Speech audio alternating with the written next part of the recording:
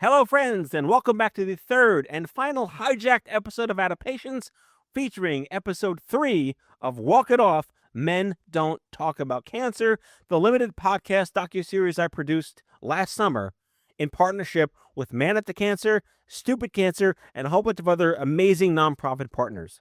Today's episode, Chronic Zen. Michael Kramer was 19 when cancer ambushed his life. One day, he was surfing Florida beaches, chasing girls, and living like the future was guaranteed. Famous last words.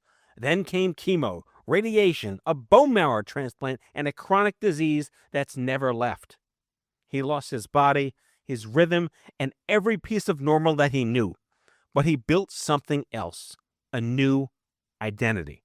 A reason to wake up in the morning didn't depend on being better. We talked about dating, fertility, grief, music, and what it means to keep living when your body is still negotiating the terms.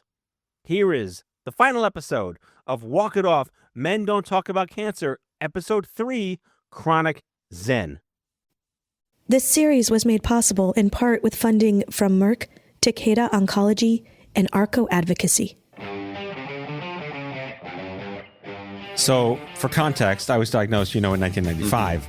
And it was whispers, like, Matt has the cancer. Like, literally, that's what life was like in the 90s. I had a lot of friends who just couldn't deal with it, and they ran away, and I never talked to them again. Did you have that? That's a good question. I mean, when I was first diagnosed, I didn't, the first few weeks, I only told my close friends. Then my mom and I, we just kind of shared it on Instagram. And when my friends decided to shave their heads with me, we decided it would be really funny to make a video of us with the Rocky theme song, all walking out of my house door, one by one, going like this. You can find it on the Instagram, on the TikTok, way far down, back in 2020. And we just decided to post it. And once we posted that, people were asking us, how is Michael doing? What's going on with Michael? And people would DM me all the time and have so many messages from friends and family. And it just became overwhelming. So we started to just update people basically every few weeks on how I was doing. And it just became this thing where we just started sharing the story. Good round, good round. Can't believe it. What? Broke my nose again. Balboa, he's got to be in great shape to withstand that butchery. And I'll tell you, that's just what it is plain old butchery. Come on. Pick it up. I'm standing there. A great second round, and they're taunting each other. The round is over, but they're taunting each other. Everybody in the audience better get ready for World War III. I think everybody likes this movie. I mean, every guy I know likes this movie. Why? Rocky is the greatest underdog story in cinema history. It's not about how hard you can get hit. It's about how hard you can get hit and get back up. It's a really great metaphor for my guest today. Welcome to Walk It Off. Men Don't Talk About Cancer. My name is Matthew Zachary. I had cancer when I was 21, and I do want to talk about it. Michael Kramer was 19 years old when he was diagnosed with cancer 5 years ago. At the time, he was a college student living not too far from his home in Florida. And he was living a pretty good life. Surfing, windsurfing, hanging out with friends on the beach, meditating, working out at the gym, and of course, a little studying here and there.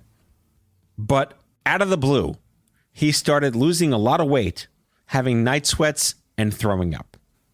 When Michael was diagnosed, his doctors predicted he only had a few months left. After chemo, radiation, and a bone marrow transplant, he survived. But he's living now with an often painful, debilitating chronic disease. Rocky Balboa, Michael Kramer. Don't pity either one.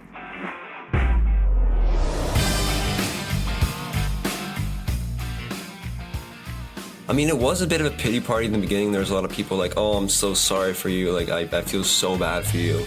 And honestly, I hated those messages. The messages I really liked were the messages people telling me, oh, like, I know someone who had cancer and they're doing super well. Those were very encouraging to me. But it really wasn't a pity party. I felt like my friends were very supportive and everyone was like very mature to me when this happened. Just a few people said some weird things, but other than that. This is extraordinary progress for me to look at this, that the reception of people coming out on day one is like, you're not going to be, you might not be discriminated against at the workforce. I just keep that note in the back of your head that my reaction is really, wow, it looks like society's a little better than it used to be. That's my perspective on this. Did anyone say, oh, my dog died from cancer? No, people told me, oh, I know someone who died of cancer. I had some comments where like, oh, my someone so-and-so died of cancer and this happened to them. And I was like, great, why would you comment that to me? Like, I don't want to hear that. Like, no cancer patient wants to hear that someone they knew passed away from cancer. It's not very encouraging. Like, you're an athlete. You're just a regular, normal guy that likes to go out and surf. Mm-hmm. That's a part of your imago. That's a part of how you identify as a man and what you believe helps you become who you are.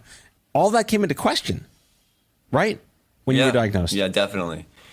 Yeah, it definitely did when I was diagnosed. But the thing is, I didn't really know it was going to come into question for so long. Because when I was diagnosed, my doctor gave me a port so that I could surf in between treatments. I didn't really know the chemo was going to affect me. I didn't know I'd really go 4 years without really surfing at all. And I did. So that part was very, very difficult. Right, and that's akin to my story. I couldn't play piano, and they didn't even tell me that they should. Like, oh, we'll fix you. No, we won't. Right. I went a week without playing piano in the hospital. It was the longest I'd ever gone not playing piano. It was 8 days after playing for 10 years. I want you to talk a little bit more about what it was like to have that stripped away from you. Yeah, I mean, it's not about having one identity. I felt like I always told myself I was a surfer, but then when I went through this and ended up with the chronic GVHD after the bone marrow transplant, I couldn't surf, and I had necrosis in my knees, and I know I needed a total knee replacement, and I had necrosis in my elbows, and I couldn't do all these things, and I couldn't get sun, and I had so many treatments, I couldn't even go in the ocean. I just had to realize I have to adapt to my situation, and that's when I started to play the guitar, got more into Lego, got into walking, got into doing simpler things and not identifying myself with just one thing that I solely love. I started to explore really who I was and other interests that kind of, now I love playing guitar and I love music, and I would have never found the guitar or music in that way if I never went through this. So it was good to have that questioned and stripped away from me for a bit, although it really did suck, and it does still suck because I can't do it as much because now I'm in a clinical trial and I'm in treatment twice a week again, so kind of having it stripped away again, but it is what it is. You just move forward and adapt. I mean, what was it like when you first found out you had cancer? Well, yeah, I think the first thing you think about when you're diagnosed with cancer is obviously like, am I going to survive? Because you hear all the stories of people passing away from cancer, but then you also hear the stories of people who survived cancer and overcame it and are fine. And what's interesting to me is I landed somewhere in the middle because I survived cancer. I'm in remission, but I live with a chronic disease because of cancer. So I'm still in active treatment. It's a very long-term thing that I live with. So the first thing that I think about if somebody asks me about my cancer and my experience with it is that, yes, I'm lucky to be alive, but I also live with this disease that makes things very tough, and I can't live a normal life because of cancer and because of what I've been through. I would say society looks at man cancer as prostate, testicular, colorectal. Right. You had something with 11 syllables. Yeah, the podosplenic T-cell lymphoma.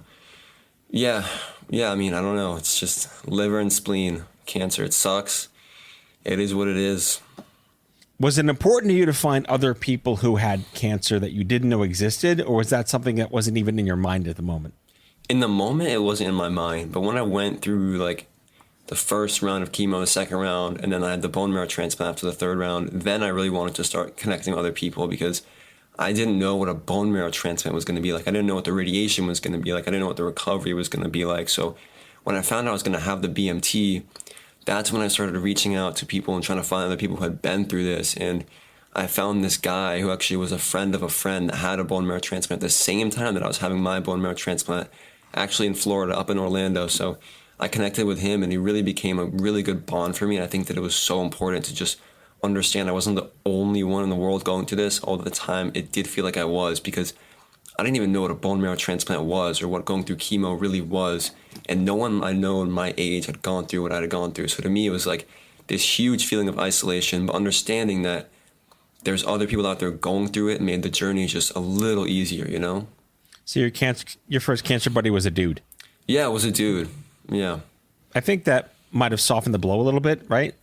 The majority of men that I talk to that have cancer or had cancer, they never really post about it on social media. Well, some of them do, but the majority of them don't post about it.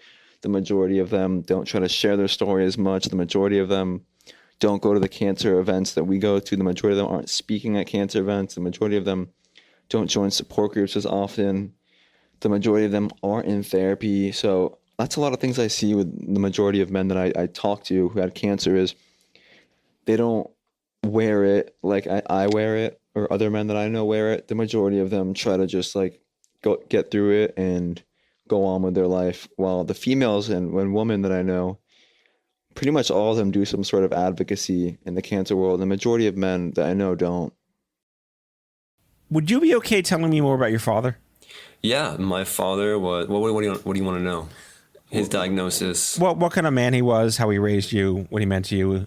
Yeah, he was a great man. I mean, the thing is, I was 14 when he passed away, you know, so my memories of him, I knew him, I got to know him, but it wasn't like I got to know him on a man-to-man level, because I had just turned 13. Well, I was 13 when he was diagnosed, and 14, about to be 15 when he passed away.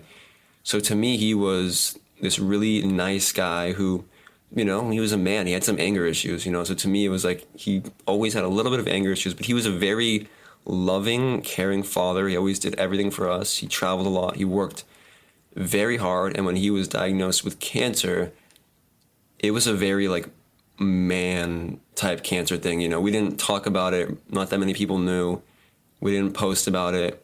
He was just diagnosed with cancer, and that was it. You know, he had cancer. We were hoping he would get through it. And unfortunately, he passed away. But it was cancer, and that was it. Like, for me, it was cancer. It was advocacy. It was speaking out. It was sharing the story. It was going to the hospital and, you know, talking with the nurses and doctors. But I felt like his treatment at his hospital, the nurses and doctors were not personable at all. Like, they was not very nice. It was just like an old person, typical cancer center where you go and you sit in your chair alone, and it's awful and it's crap. But where I went and where I go now is so nice and so much more personal compared to the hospital he went to. And I think if we knew that you got a choice of where you could be treated, we would have taken him somewhere else, and he would not have been treated at the hospital he went to. And the outcome possibly could have been different, but who really knows? But all of that really informed you. Yeah, no, definitely. It all really informed me, because I realized that hospital is not where I want to be. I have the choice of being a patient. I don't have to be at any hospital. It's my choice to be treated or not. It's not, you know, the doctor's decision. You meet one doctor, you can also see another. Well, first of all, you were in peds, right? You started in peds? Yeah, I started in peds, and now I'm at the adult hospital. The transition from peds to adult for AYA has always been a hurdle. Mm-hmm. I'm just a regular curious question, because we fought for that for 20 years. What was that like for you to switch from kids to adult? It was actually probably the easiest transition I think anyone has ever gone through from peds to an adult, because it was very slow and over time. Because when I had the bone marrow transplant, I had it at the pediatric hospital, and they actually treated me for my GVHD for about 8 months until they referred me to a specialist at University of Miami Cancer Center, Sylvester.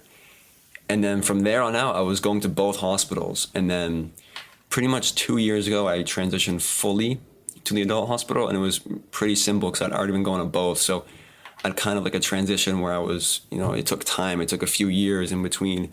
It wasn't like one day I just stopped seeing my pediatric doctors. They actually worked with my doctor at the adult hospital. Both doctors talked, they communicated, and it was a pretty good transition. And I was really lucky that they worked together, because it made everything so much easier. We really want to get very personal here on the show. Dating, intimacy, fertility, have those come up? And you're open to talk about what that's been like for you? Yeah, I mean, dating sucks. I mean, I think it's just 2025. But I think dating, even with a chronic illness and a cancer survivor and all that stuff, it's even more difficult. I think the second I tell someone, oh yeah, you know, I'm in treatment, I'm in the hospital twice a week, I'm a cancer survivor, I have all these scars, and I've been through this and I've been through that, I don't know if my life will ever be completely normal. Yeah, it scares the hell out of some people, but it definitely will make finding the right one way more worth it, because at the end of the day, it'll just show they love me for who I truly am. So, you know, I live in Miami. It's a very superficial city, and the intimacy and dating culture here is already as bad as it is, even from my completely healthy friends who are very good looking and totally normal people. So I don't feel too left out. We used to say that being 26 is hard enough when you're well. Yeah, probably. Yeah, it Throw definitely all is. this glamorous crap on top of it. Yeah, It's ridiculous. it's ridiculous. Yeah. So I want to talk about your brother a little bit. Yes. I'm glad you have him. It sounds like he's been an anchor for you. Yes, he has. Yeah. Tell me about him. Yeah, when I was diagnosed, my brother, he shaved his head. All my friends actually shaved their heads with me, but my brother shaved his head multiple times because, my friend's hair grew back, and as I continued to go through chemo, everyone else's hair grew back, but no one else really shaved it again. But he continued shaving it. He visited me in the hospital all the time. Unfortunately, my sister couldn't really visit because she was not 18 at the time, and at the time we needed 2 adults because it was COVID, and my brother basically passed as dad and my mom was mom, so my brother would come almost every day. We would build Lego, we would go for walks around the hospital, we would do some light workouts with some very light dumbbells that we brought to the hospital, And then there's your mom, the powerhouse known as Ashley Kramer. I can't believe we're so deep in this conversation and have not talked about her yet. So, of course, we're focusing on men in this series, but I love the raps that you and your mom make. Roll the tape.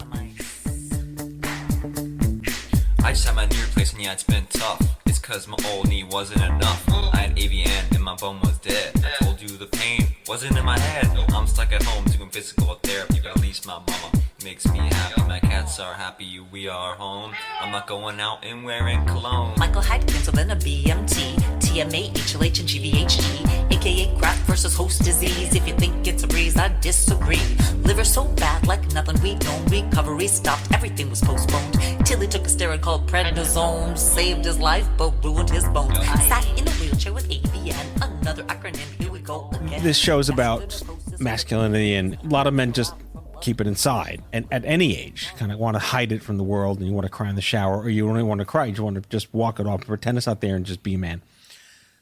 Therapy is always a trigger word for men. Was that something that occurred to you, like, holy shit, I'm gonna need therapy, like a joke, or were you like, oh my god, I'm not gonna get through this without having someone to talk to? Well, therapy was always in my life. When I lost my father to cancer, I went to therapy. And then I went to therapy my senior year of high school because I was having a lot of anxiety regarding just life stuff, even before cancer. So therapy was already pretty accepted to me. And when I was diagnosed, I was like, yeah, I'm probably going to want to speak to a therapist. And I did speak to a therapist, and I still speak to a therapist. And I don't think any of my male friends go to therapy. I'm probably the only one that goes to therapy. But for me, it was never a problem. Being raised the way I was, like my mom is very emotionally intelligent, and I was raised that way. So therapy was not some new progressive crazy thing to me. It was just a normal part of everyday culture. Manhood means different things to different people, Right. Based on geography and based on how old you are. And starting the young adult cancer movement, we didn't really focus on manhood or womanhood except for like sexuality, because we cared about like what we had to do under the bed sheets if we were really sick, or how do you date and whatnot. But this show is really more about, not brawny towel guy, but what does it mean to have your masculinity questioned, or the future of that be questioned, and how do you deal with it? When was the first time it might have occurred to you that this would affect you as a man sexually?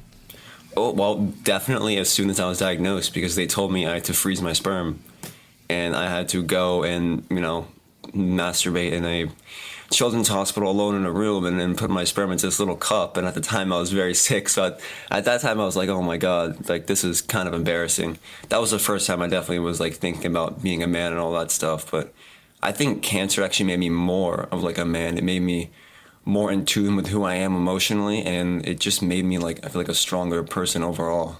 The reason I asked the first question, my mom drove me to the sperm bank, so I have something in common with you, that awkwardness. Well, my brother drove my sperm to the other hospital where they froze it at, so he's like my Uber driver for sperm. I was telling that. Your spermer driver. Yeah. I love that. I love that. First of all, again, progress. Holy shit, you were told to bank your sperm. Very nice. Yes. That's progress. We had to ask about that, and that was another thing that is kind of good that exists. Yeah, so I actually lead a support group for cancer patients and survivors every week. I've only been part of a support group like a few times. I liked it, but I've made so many connections online through like Instagram and TikTok with people my age going through cancer or GVHD. So that's been like my support group, is just connecting with people online, making friends online with GVHD or people with just cancer in general. That's really been humongous for me. What was the harshest thing anyone said to you? The harshest on social media? On social media? I had some guy, I mean, I've had some mean comments because, you know, I've had some videos go viral and people are just mean. Like some guy was just on there calling me super ugly the whole time on one of these videos for no reason. I have a lot of people just comment on my posts, tell me, like, I get this so much, like, stop doing chemo, stop doing radiation, stop doing your treatment, take ivermectin, fenbendazole, start fasting, drink this herbal tea, do some baking soda mix every day, your cancer will be gone, don't listen to the doctors, the chemo's killing you, they have a cure, but they're hiding it, all this stuff all the time. It's the same thing with cancer social media. Every comment is the same. This reminds me just of back when Facebook was in its heyday. Stupid Cancer had like 500,000 people on Facebook, like a really like 2012, 2013 days. And every time we posted something, didn't matter what it was, comments, weed, smoke weed, weed cures, weed. Every comment was smoke Definitely weed. does not cure, but yeah, that's funny. Have you looked into marijuana? Yeah, I recently? actually I have a medical marijuana license, and I take a very small amount of gummies not almost everything, but 3 times a week probably for appetite. It's helped me put on a lot of weight actually, and that's one thing I struggled with. So it's been actually a bigger part of my recovery journey has been the marijuana aspect of it. You know, again, progress. Like we fought for that shit to be a thing. And it really helps. I really think it's great. Yep. My brother-in-law, who died in 2003, is 19. Wow. He smoked. I mean, there were no gummies back then. He just lit up a doobie and he smoked. But he got ratted out by our neighbors, by my wife's neighbors, for smoking weed. That's crazy. And the cops didn't come, but like you're really ratting out a cancer kid smoking pot to stay hungry, right? Really? Come on. Your brother died of cancer? My wife's brother. Okay. Well, My I'm wife's so sorry brother. to hear that. Yeah, it was diagnosed at the age of 15. Skateboard accident. Found a sarcoma in his spine. You hear that a lot. A lot of people find out their diagnosis after like an accident or a fall. It's kind of crazy. Mm-hmm.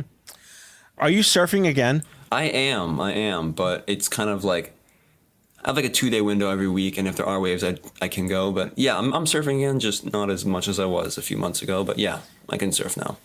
Can you talk more about the fact that you had that you said your port was put in specifically to help you surf? Yeah, my port was put in, when I was first diagnosed, because they asked me if I wanted a PICC line or a port. And my doctor, Dr. Dan Gulo at Nicholas Children's Hospital, shout out to him. The first thing he asked me is, what do you do? What do you like to do for fun? And that was huge. That's like a patient-centric care right there. Very important to do that for your patients. And he asked me if I wanted a port, because he told me I could surf in between treatments if I had a port. But if I had a PICC line, I couldn't, because I couldn't get it wet. So that was a very kind move by Dr. Dan Gulo right there. Wow. Okay. Note to self. That's a nice thing to ask the patients what they care about. Yeah. I don't think a lot of doctors do that. Like I've known people who got PICC lines and had no idea they could have a port. Are you always this genuinely zen? No, definitely not. I mean, I'm doing a podcast right now. I'm trying to be more zen. I get mad. I get angry. I get sad. You know, I'm a human. But especially driving in Miami, you know, that is not very fun here. But on the podcast, yeah, I'll be very zen for this. What is something you get mad about that isn't like, driving in Miami? What I get mad about is having to be in the hospital twice a week all the time now. I'm like, oh man, I want to like go surfing and I want to like go find a career and go live my life more, and stuff like that is definitely when I get frustrated with. That's probably the most frustrating thing about my life right now is just I've done this treatment, the ECP, like 170 times now.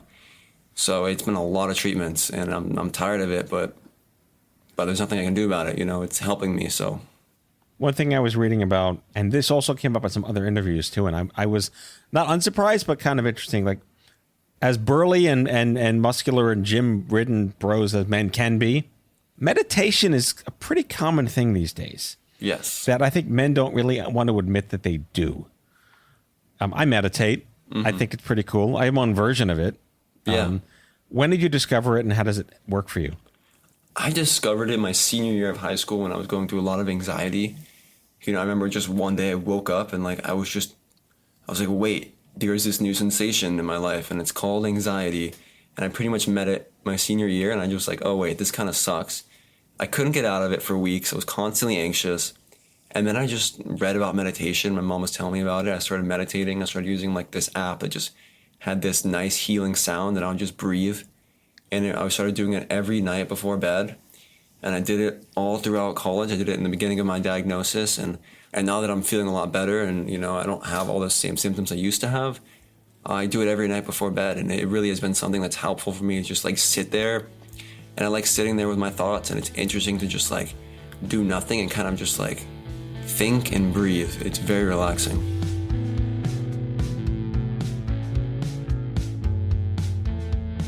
That was Michael Kramer, 24 years old. I really love hearing him update us on the progress that's been made in the past 10 years. Cancer, from the patient's point of view, it needed all hands on deck. And it sounds like we're getting there. Well, folks, that's a wrap on Walk It Off, Men Don't Talk About Cancer. I made this series because men with cancer are too often told to stay quiet, suck it up, and deal with it. I wanted to give us a space where silence doesn't win, where sharing your story counts. For me, these conversations have been raw, messy, and honest. I hope they've reminded you that you're not alone, that it's okay to drop the armor, and that your voice matters. If you do nothing else after listening, talk about cancer. Your cancer, ideally, but talk about cancer. Say the hard stuff out loud. Tell your people what you need. Don't walk it off. Thank you to our partner, Man Up to Cancer, for contributing to this series and changing the way men go through cancer. Check them out online at manuptocancer.org. I also want to thank all the people we spoke to as we were putting this series together. Trevor Maxwell, Eric Charsky, Daniel Garza, Christian Ramirez, Michael Kramer, Ash Davidson, Craig Lustig, Stephen Friedman, and AJ Ware from Zero Cancer. My name is Matthew Zachary, and this has been Walk It Off. Men Don't Talk About Cancer.